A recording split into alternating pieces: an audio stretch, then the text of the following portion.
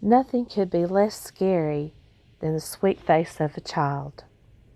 But if you run into children with black eyes, be warned, do not let them in. These are 10 stories of black-eyed children. One of the earliest recorded sightings of black-eyed children was back in 1950. A 16-year-old named Harold was strolling up the street to his Virginia home when he noticed a boy leaning on a nearby fence. Harold said hello but received no response. He turned to leave, then the mysterious boy finally spoke. "I want to go to your house. You're going to walk me up to your house." That was when Harold noticed the boy's eyes. They were pitch black.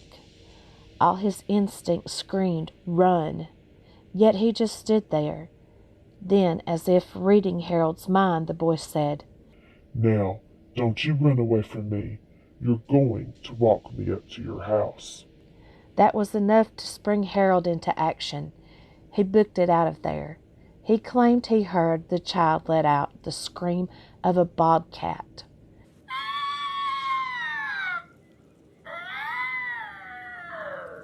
But he wasn't willing to turn around to be sure. The account goes on to reveal Harold's parents actually believed his tale, and his father went out with his gun in hand, looking for what they believed was a devil. The black-eyed child was gone, but Harold's mother demanded he go to the local priest to be safe. Journalist Brian Bethel of Abilene, Texas, is credited with being the first person to post an online account of the black-eyed children phenomenon. It all began back in 1996. Bethel was sitting in his car, writing out a check he intended to drop off at a nearby internet provider's office. He was startled by the sound of knocking on his window and looked up to see 2 kids. He couldn't figure out why, but a jolt of fear ran through him. They were just kids, but something was wrong with them. He just couldn't figure out what. He cracked his window just enough to talk with them. The eldest of the 2 boys asked for a ride to their mother's house. He claimed they were going to see a movie, forgot their money, and needed a ride so they could make it back for the movie in time. The movie theater was close enough that Bethel could read the marquee. So he asked the boys what they were going to see. "Mortal Kombat," was the reply. Brian knew that movie had already started an hour ago. Also, there was just something wrong with the pair. The way they spoke wasn't natural. They didn't sound as young as they looked. "Just let us in, and we'll be gone before you know it. We'll go to our mother's house." Everything the older boy said sent shivers down Bethel's spine. But then he saw it. The pitch black eyes, lacking any real substance or soul. Bethel didn't even try to hide his horror. "Come on, sir, we won't hurt you. You have to let us in. We don't have a gun." The more he spoke, the more Bethel was sure he had to get out of there. He threw his car in reverse. The boys still yelled to be let in, and sped off. He gave one quick glance behind him, but saw nothing. The black-eyed boy simply vanished before he even made it out of the parking lot. A gas station attendant in Northeast Louisiana had a terrifying encounter in November 2012. The gas station was creepy enough to begin with at 3 a.m., but the power went out. Led by the light of his cell phone, the attendant was able to get the generators going, but the backup lighting was dim and only lit up certain times, like the cash area and the parking lot, while the rest of the isolated establishment was cloaked in black. Out in the darkness, he noticed movement. 3 children on bikes were headed his way. They stood at the door and stared at the attendant. He felt creeped out, but they were just kids, and it was way too late for them to be out. He opened the door and asked if they were okay. The young girl asked to use a phone, but as he handed his cell over to her, he realized her eyes were all black. No, I need the real one. She pointed to the landline inside. The thought of letting her inside sent chills up his spine. He shouted at all of them to leave as he slammed and locked the door.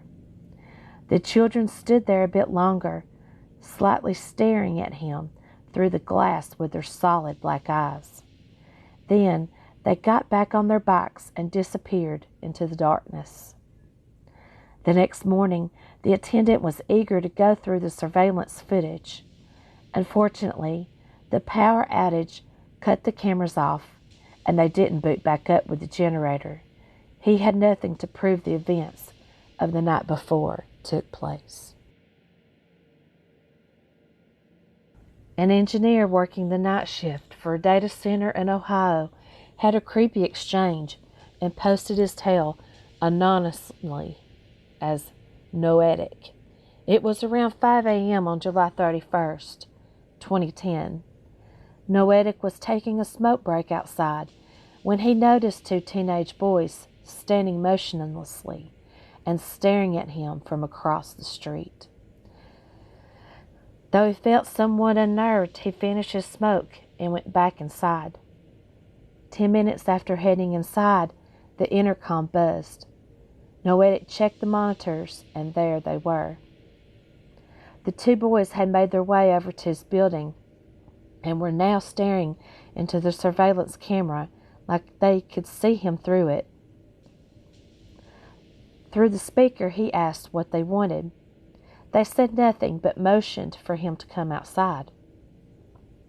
He hit the speaker button again and told them to go away. They didn't leave, but continued to stare into the camera as they were watching Noetic as he worked. After a short while, Noetic went to the door to chase them off. Right before opening the door, he saw them through the one-way glass and was horrified to see their eyes were completely black. He knew he had to open up the door to tell them to go away, and he decided he'd call the police if he had to. As if the boy read his mind, the moment the door opened, he said, That will not be necessary, sir. We simply need to use your phone. Can you let us in? Noetic was not about to fall for that nonsense. He pulled out his cell phone and threatened to call the police if they didn't leave. He made sure the door was locked and went back to the monitor. Only one boy was still there, staring at the camera. Then he realized the second boy positioned himself out back and was staring into the camera there. By 6 a.m., both boys had moved into a blind spot with no camera coverage. Noetic waited for them to reappear, but they simply vanished. The police arrived not long after, but both boys were gone. In January 2016, a Vermont woman reported that she actually let black-eyed children into her home. A little over a year prior, a blizzard was ravaging the world outside her door, so she was very surprised to hear a knock on it. Figuring someone probably crashed their car trying to navigate the weather, she made her way to the door and peeked out the window. There was no car. She described a feeling of dread wash over her, for reasons she couldn't understand. The banging continued, so she decided to wake her husband to let him answer instead. Two small children were on the other side of the door, and they were not dressed appropriately for the storm. The woman and her husband let the little boy and girl inside, despite the sense of unease their presence made them feel, and regretted it almost instantly. One cat hissed while the other three hid, unusual behavior for them all, and it didn't seem to matter what the woman asked them. What happened? Are you lost? Want some cocoa? The answer was always the same. Our parents will be here soon. She made them cocoa anyway, and when she returned with the mugs, that's when she noticed their eyes. They were completely jet black, with no whites at all, just giant black pupils. They asked for the bathroom, and she directed them to it. Then everything happened all at once. Her husband's nose started bleeding. The power went out, and as she rushed to get a tissue, she was confronted by both children staring at her from the hall. Our parents are here. They then walked out the front door. She watched as creepy children got into a black car with two very tall men in suits. They left. Within months of the encounter, 3 of their 4 cats went missing. The 4th, the one that hissed, was found in a pool of blood, dead from a hemorrhage. Her husband's nosebleeds continued, and he was eventually diagnosed with skin cancer, despite spending little time outdoors. The woman began suffering from chronic nosebleeds as her husband initially had, and her health began slowly deteriorating. She is certain it's because of the black-eyed children. John Northwood was heading to his car on the 3rd floor of a parking garage when one of the guys from the conference he just attended, Doug, asked him to drive him around the block a few times. He said there were some freaky-looking kids hanging around his car and was hoping to kill some time while waiting for them to wander off. John let Doug in, and they started cruising. When they neared his car, John saw the group Doug was talking about and agreed they were creepy. 3 kids, 2 boys and a girl, all gothed out. The girl looked around 15, the boys around 4 and 10. They were intense, but John described it as if he really needed to look at them. He stopped driving. The kids maneuvered around his car, and the youngest one said, It's scary out there all alone, and we just wanted a ride home. One said Doug had offered them a ride home, which he denied. John felt as if his heart was going to erupt from his throat as adrenaline raced through him. Doug said he was getting out of the car. As soon as he reached for the handle, it was like the children got older somehow, and he saw their eyes was solid black. No pupil, no iris, nothing, just black. John threw the car in reverse and drove backwards about 60 feet. The kids began to pursue them, so John took the car around the lot's corner, going 30 miles an hour. He felt they would die if he let those kids get into the car. He sped down 3 floors, only to find the oldest boy was already at the bottom of the garage when they came out. They sped past him out of the garage. When John turned around, the boy was gone, and so was that menacing feeling that had been building inside him since making contact with those kids. They waited 10 minutes before going back to Doug's car. The black-eyed children were nowhere in sight. It was then that Doug admitted he had given the younger kid a ride earlier, but felt scared when he saw the older child. Upon leaving the garage for the 2nd time that night, the menacing feeling returned. John was behind Doug's car, watching helplessly as he misjudged the time and it would take to get him from the intersection on a yellow light. Doug was struck by a truck and died instantly. The police arrived, and John gave his report, feeling uneasy the whole time. Only then did he look around to see black-eyed children standing 2 blocks away, staring at him.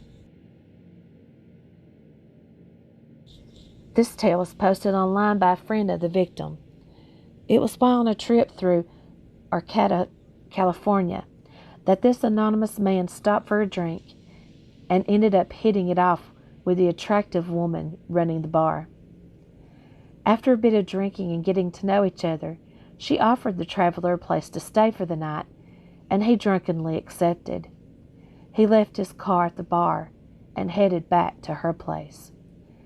As they pulled into the front, that's when the unease crept in.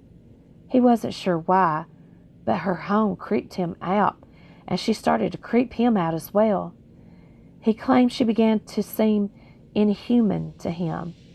This didn't stop him from going inside with her, though. After the woman had fallen asleep, he got up to get water. During his trek to the kitchen, he realized her house was full of children. They weren't normal children either. They were quiet and creepy, wandering the house aimlessly at 2 a.m. He had a horrible feeling about them even before he noticed their eyes. Completely black, all of them. There was no conversation, no attack. He was just faced with the black-eyed children and then sent off on his merry way the next day. A little over a month after his strange experience, the man, described as very healthy, was diagnosed with an aggressive form of bladder cancer. He died 6 months later, believing it was those black-eyed children that were responsible. 18-year-old Charis Holdsworth was heading home to her apartment after a night out. It was just before 11 p.m. She noticed there were 2 teenage boys she'd never seen before, just standing in her yard. This put her on edge a bit, so she reached in her purse to make sure her pepper spray was readily available. With a firm grip on her only weapon, she attempted to sneak past them unnoticed. No such luck. They both turned simultaneously. She instantly felt a primal terror and gripped the canister still in her purse. As if they knew what she was hiding in her bag and what she was thinking, the older one said, "No need for that. We just want to borrow your phone, miss." It was then that Holdsworth noticed their eyes. Pitch black, no white at all. She felt her flight response kick into gear as she darted for her door, fumbling for her keys as the black-eyed boys followed her. "Please, miss, my mother won't be happy if she doesn't know where we are." Every instinct in her knew she had to get away from them. Part of her felt a twinge of guilt and considered helping them, but that feeling was quickly buried in the deep sense of dread that was steadily washing over her. She made it inside, slammed the door shut, and locked it. With a sigh of relief, she headed for her kitchen. But then came the knock. She decided to ignore it. They knocked again, and that feeling of dread began to make its way through her body. She decided she'd brave a silent peek through the peephole. There they were, staring at her through the peephole like they could see inside.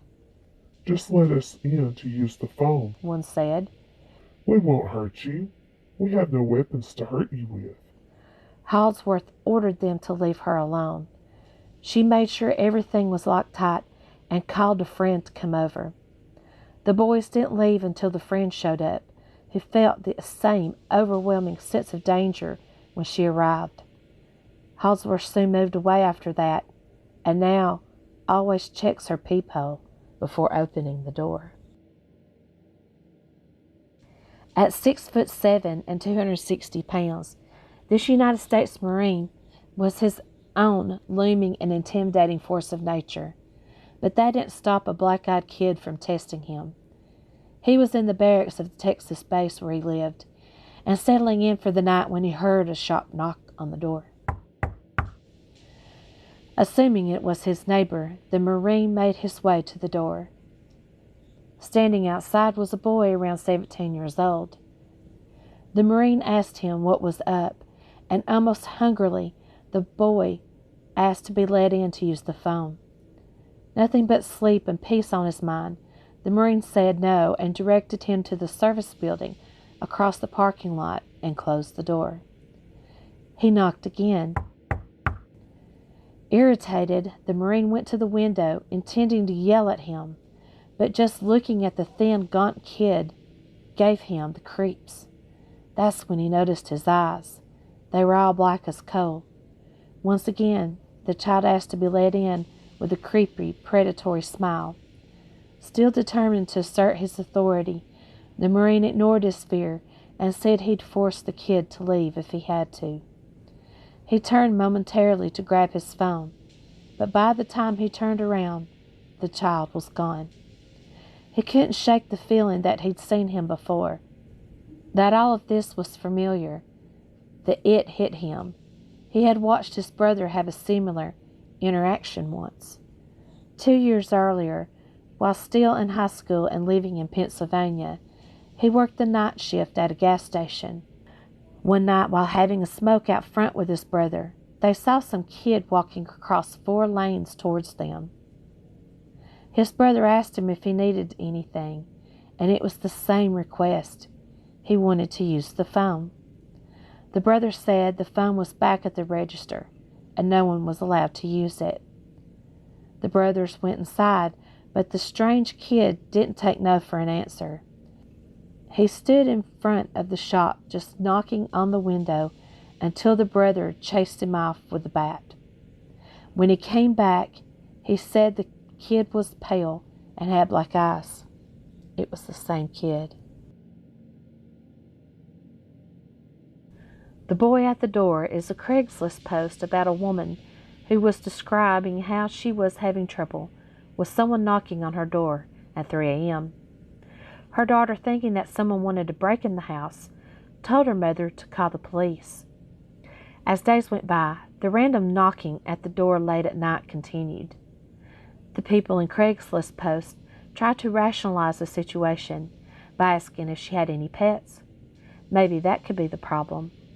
The woman had no pets and lived only with her daughter in a rented apartment.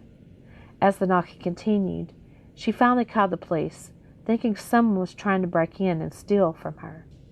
Soon after, the woman could hear a faint voice asking her to open the door, but her daughter advised her not to answer it and ignore it. Scared, the woman looked outside her apartment window. She was stunned to find out it was a boy with his mouth wide open and barely moving as he talked. She then proceeded to take a photo of the boy who was knocking at the door. When she snapped the photo, the boy looked right at her and walked away, never to be seen again. And that was 10 creepy stories of black-eyed children. If you have any stories you want to submit to me, feel free to email me at jessieshistories@gmail.com. Please like, subscribe, and share with others. And also check out my other videos for more spooky stories and real-life paranormal investigations. Until next time, sleep well, pleasant dreams, no nightmares.